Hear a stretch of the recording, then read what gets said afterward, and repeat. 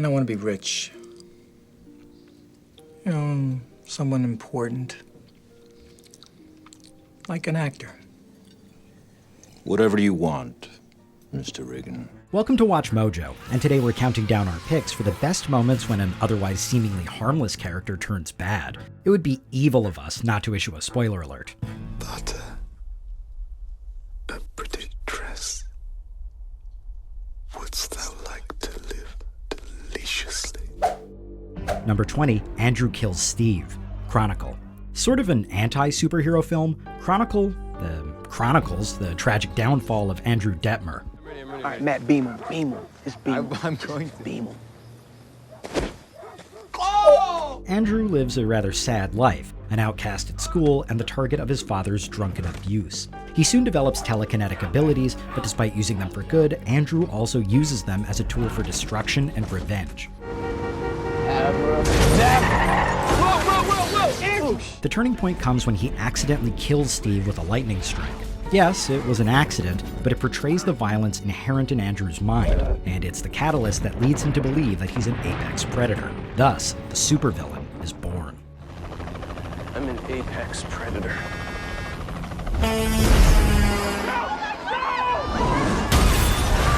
Number 19.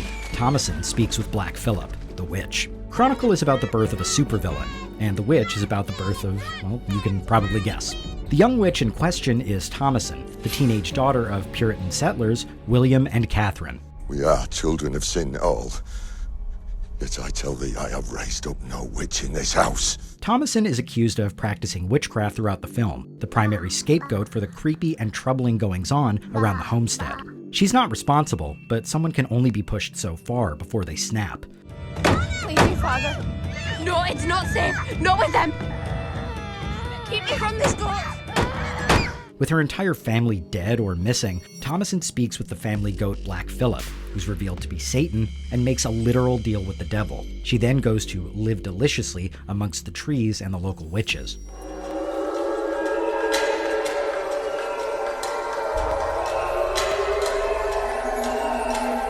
Number 18, Captain Smith kills Jack Vincennes, LA Confidential. James Cromwell was born to play bad guys. We didn't know it at first, but Captain Dudley Smith is among them. What do you want? The main antagonist of LA Confidential, Smith seems to be a solid police captain and commands his troops to find the person responsible for taking over Mickey Cohen's drug empire. Of course, that person is himself. What does Exley make of all this? No, I haven't told him yet. I just came straight from the records room. We find this out when he shoots and kills Detective Jack Vincennes, who comes a little too close to figuring it out. With that startling act, Smith's true identity as a gangland drug lord is revealed, and the entire plot is thrown into third gear.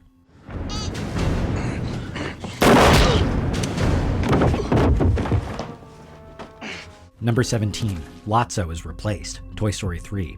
We all remember the heartbreaking montage from Toy Story 2, where Jessie is abandoned by Emily. Spent together lives within my heart when she...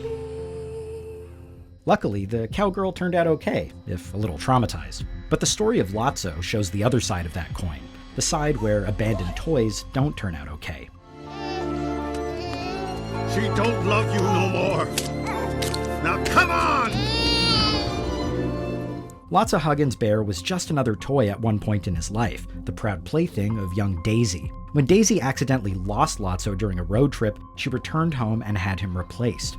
This, in turn, fueled a lifelong cynicism towards humans and what he perceives as their lack of loyalty.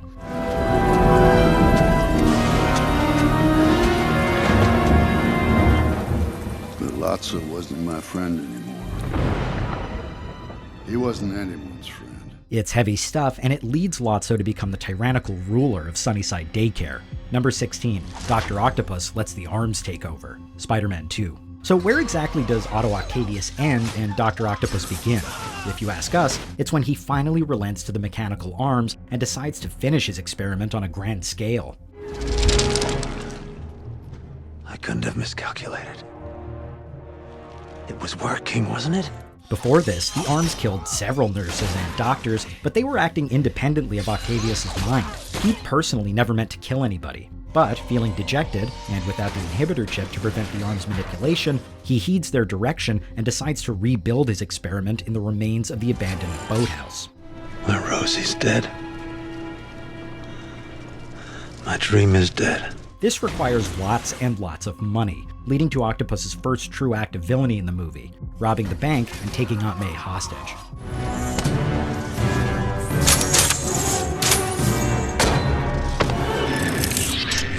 Number 15. Kissing Kate Barlow shoots the sheriff. Holes. You know, for a kids movie, Holes goes really hard. Stanley's past is tied with Kissin' Kate Barlow, a 19th century outlaw who buried a treasure chest full of jewels and valuables. You got 5 seconds to tell me where you buried the loot. She wasn't always an outlaw. She was once Catherine Barlow, a simple and good-natured schoolteacher from Texas. She fell for a local handyman named Sam, who's subsequently killed by the jealous Trout Walker for kissing Catherine.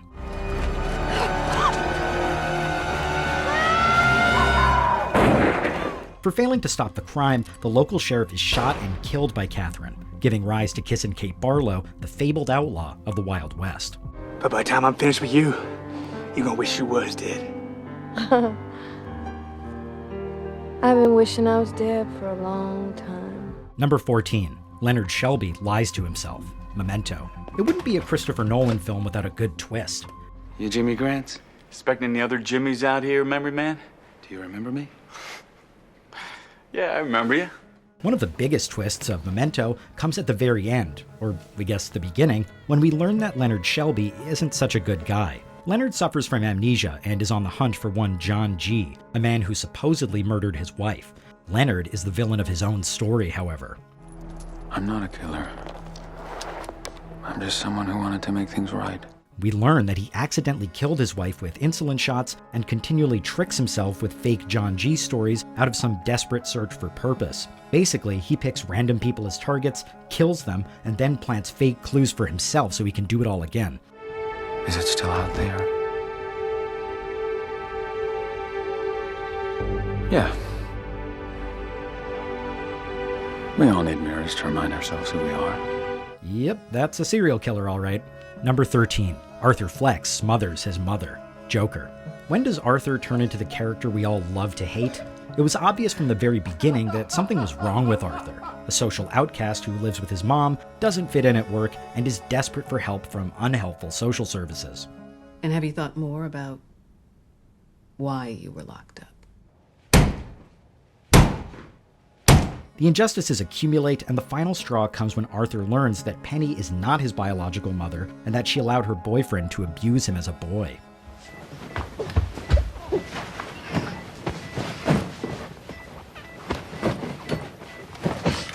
His mind now thoroughly snapped, Arthur murders Penny by smothering her with a pillow and begins to don that oh-so-famous makeup.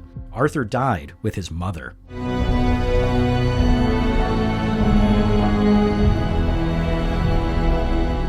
Number 12. Jean Grey kills Scott Summers. X-Men, The Last Stand. There are a ton of heroes gone bad in superhero cinema, and one of the most famous examples has to be Jean Grey. Jean seemingly dies at the end of X2, sacrificing herself so the team can escape a flood. She suddenly appears in The Last Stand, confronting Scott Summers at the site of her grave. The reunion isn't as happy as we had hoped, as Jean kills Scott while the two share a kiss.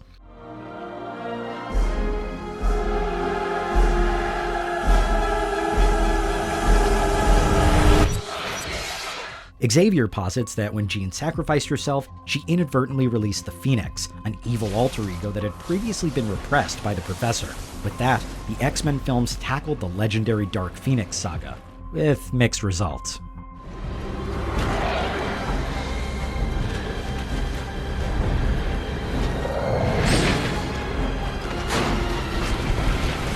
Number 11. Ash tries to kill Ripley. Alien. One of Ian Holmes' first major roles was Ash, the head science officer of the Nostromo, and homicidal robot, but we don't learn that until later. Ash. Ash is responsible for bringing the alien on board, defying Ripley's orders, and breaking quarantine by allowing Kane inside the ship. It gets a whole lot worse from there. You see, Ash is an android, programmed to follow the orders of Weyland Yutani, and they want that alien. When Ripley confronts Ash about his orders, he finally breaks character, so to speak, and tries suffocating her with a rolled-up magazine.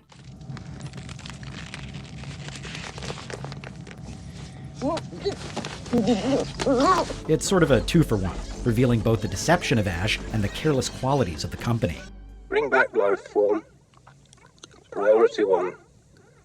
All other priorities rescinded. Number 10. Ozymandias destroys various cities. Watchmen. A retired superhero turned businessman, Adrian Veidt is a nasty piece of work, and easily one of the evilest supervillains in movie history. Your schoolboy heroics are redundant.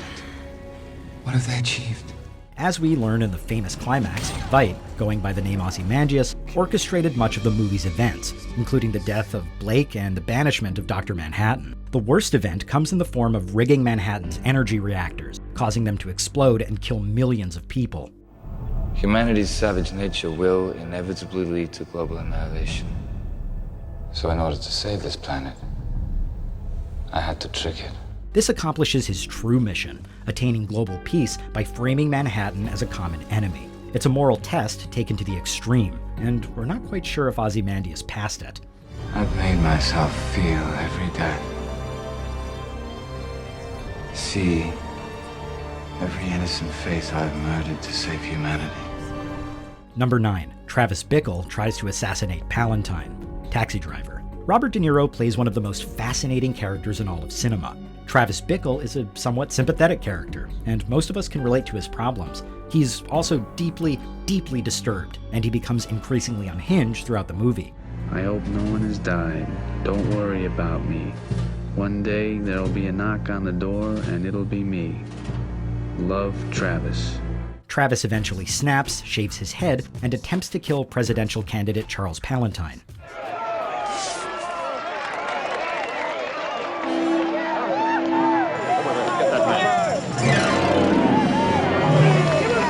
It's not out of some moral redemption that he doesn't go through with it. He's just noticed by the Secret Service. It's at this point that Travis has lost it completely, falling from a sympathetic if troubled character into a full-blown murderous villain. And De Niro sells his tragic downfall with total conviction. We tried to visit you at the hospital when we were in New York to pick up Iris, but you were still in a coma. Number 8. Syndrome kidnaps superheroes, The Incredibles. Poor Buddy Pine just wanted to help. He begins his life as a devoted fanboy of Mr. Incredible and wants nothing more than to be taken on some adventures with his idol. Bob rejects him, fueling a lifelong resentment not just of Mr. Incredible, but all superheroes. Skippy here made sure of that. Incredible! You're not affiliated with me! For many, the story would have ended there, but this is a supervillain we're talking about. You know, I went through quite a few supers to get it worthy to fight you, but man, it wasn't good enough! Young Buddy Pine grows into Syndrome, who develops high-tech weapons to mimic superpowers and kidnaps superheroes to fight and perfect his powerful Omnidroid. Kidnapping, mass murder, just another day in the life of a supervillain. I'm simply returning the favor. Oh, don't worry, I'll be a good mentor, supportive, encouraging, everything you weren't. Number 7. Carrie White gets blood poured on her. Carrie, yet another social outcast to join our list. Carrie White is not accepted anywhere in life. She doesn't have any friends, she's often tormented by her classmates at school, and she's subjected to abuse by her fanatically religious mother. You can stay here with me. I don't want to stay with you, Mommy. Look, I'll answer the door and I'll tell him that you're sick. I'll tell him that you changed your mind. Sit down and be quiet! By the time prom comes around, Carrie's mental health is hanging by a thread, and that's when she's doused in pig blood. It's the final straw for poor Carrie, and she immediately turns into one of the biggest and scariest villains in movie history.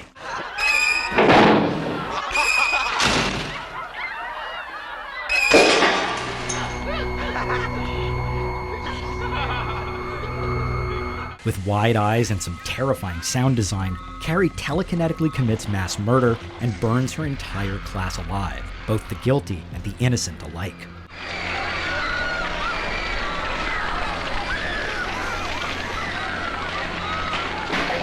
Number 6. Jack Torrance talks with Grady, The Shining. So when exactly does Jack go mad? Judging by the famous all work and no play scene, it's been a long time. But he likely loses all sense of judgment and agency when he talks with Delbert Grady. When my wife tried to prevent me from doing my duty, I corrected her.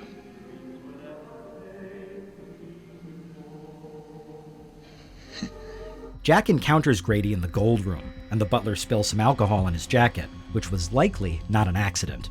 Taking him into the bathroom to clean the spill, Grady talks with Jack and tells him that he needs to correct his family, just as he did many years before. Ever thought about my responsibilities? Oh, Jack, what are you talking about? Have you ever had a single moment's thought about my responsibilities? Have you ever thought for a single solitary moment about my responsibilities to my employers? It's after this that Jack tries killing Wendy with an axe, seemingly proving that Grady either manipulated Jack completely or somehow possessed him into committing murder. Here's Johnny! Number 5. Cipher traps the crew in the Matrix. The Matrix. Like all great villains, we relate to Cipher on some level. He's been freed from the Matrix, but hates his life in the new world, having to live on some joyless gray ship and eating watery slop day after day. Who would want to live like that? You know what I realize?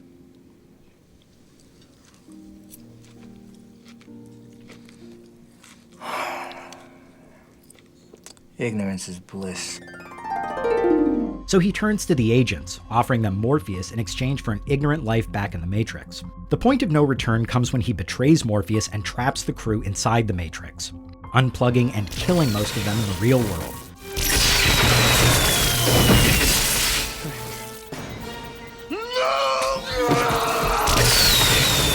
I don't know, it just went dead. Fortunately, Tank survives his assassination attempt and kills Cipher, putting an end to the madness and freeing the surviving crew members. I'm tired of this war. I'm tired of fighting. I'm tired of this ship being cold, of eating the same goddamn goop every day. Number 4. Magneto kills Shaw. X-Men, First Class. We return to the X-Men franchise with First Class, a prequel that serves as an origin story for the famous group of superheroes. Of course, that means showing the origin of Magneto's villainy. Perfection. The supervillain begins the story as Eric Lenscher, a Nazi hunter who can manipulate electromagnetic fields. Much of the film's drama comes in the form of Eric and Xavier's philosophical discussions about the responsibilities and potential of their superpowers. Sorry, Charles. Eric, please, be the better man. You haven't... But I don't trust you. Eric, there will be no turning back! Eric eventually uses them for evil, which we see when he kills Shaw by shoving a Nazi coin through his brain. It's an incredible act of violence that shocks Xavier and sends Eric down the dark path to become Magneto.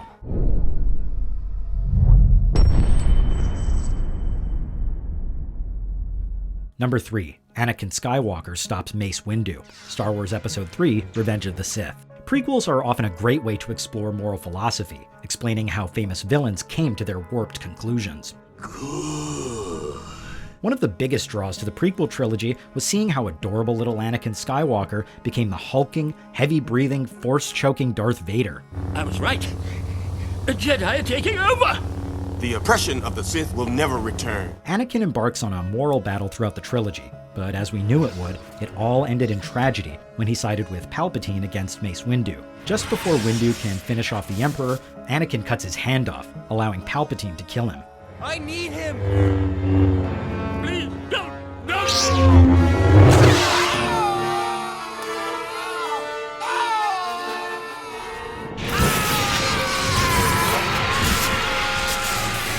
It's this act of loyalty that finally links Anakin to the Emperor, and he's officially knighted as Darth Vader. You shall be known as Darth Vader.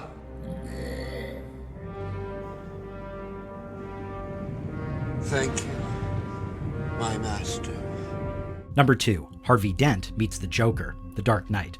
Widely considered the best Batman movie, The Dark Knight contains a number of iconic characters, including Heath Ledger's Joker and Harvey Dent, who slowly morphs into Two-Face throughout the events of the film.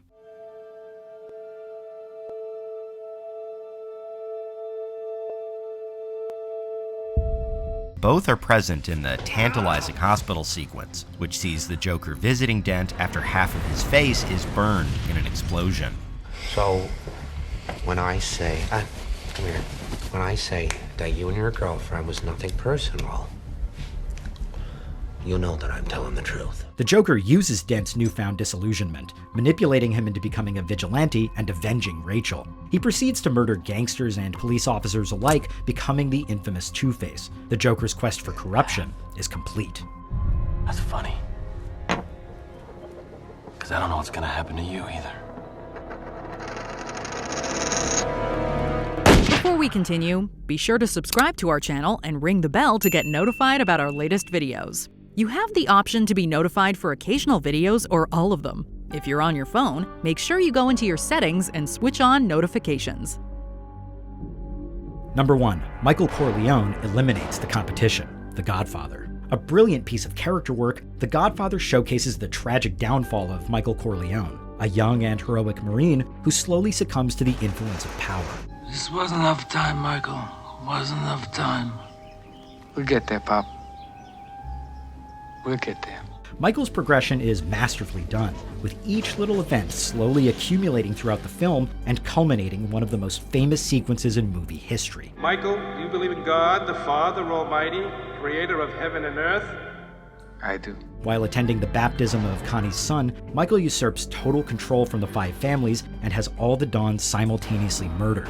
The irony of the baptism is apparent, with Michael sinking into sin, rejecting religious doctrine, and becoming the fabled Don Corleone. Renouncing Satan, indeed. Go in peace, and may the Lord be with you. Amen.